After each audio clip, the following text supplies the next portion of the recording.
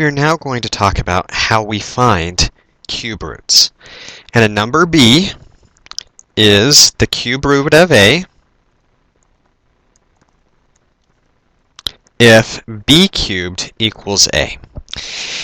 And here we're going to take our radical symbol and we're going to change it. We start with the same radical symbol, but we put a 3 in here, and we will put our a here, and that will come out as b. So we read this as the cube root of a is b.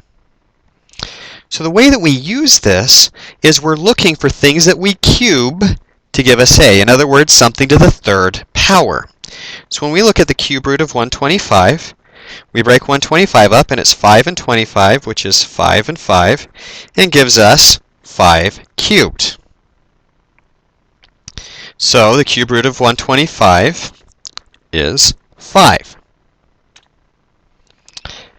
Well, the cube root of 1 over 64, we can break this down. Cube root of 1 is still 1, so we know we're going to have a 1 on top. But 64 is 4 and 16, which is 4 and 4. It's one of the perfect cubes I recommend that you memorize. And so 64 is 4 cubed, and so I'm taking the cube root of a cube. I simply get a fourth. Now, remember with our square roots, we could never be equal to 0. Or we can never be negative, rather, excuse me. So since we can't be negative, we have to, for a square root, we couldn't take the square root of negative, but now, since we're dealing with a cube root, notice that negative 2 times negative 2 times negative 2, which is negative 2 cubed, comes out as negative 8. It starts negative and it ends negative. So cube roots are allowed to be negative, and we can get a negative if we cube something.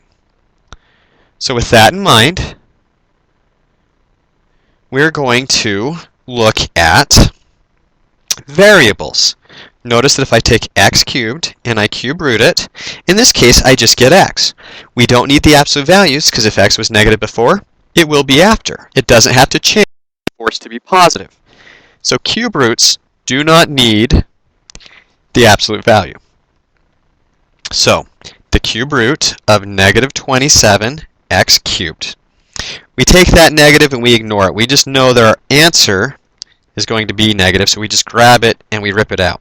Then we look at 27, and 27 is 3 times 9, which is 3 times 3. Notice I've got 3 3's. So I'm going to get a single 3 on the outside. I've got an x cubed, so that's going to give me an x. And my answer is negative 3x. Just move that negative to the outside, and you're set.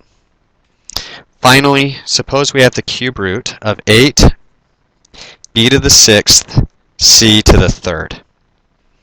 Well, 8 is 2 times 4, which is 2 times 2.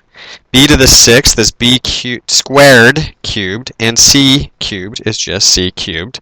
So we get a single 2 out from the 8, 2 b's out from the b to the 6th, and a single c out from the c cubed. And again, no absolute values. In fact, if you include them this time, you will be wrong. But if you keep careful track of your perfect cubes, you will be able to reduce them and get your answers.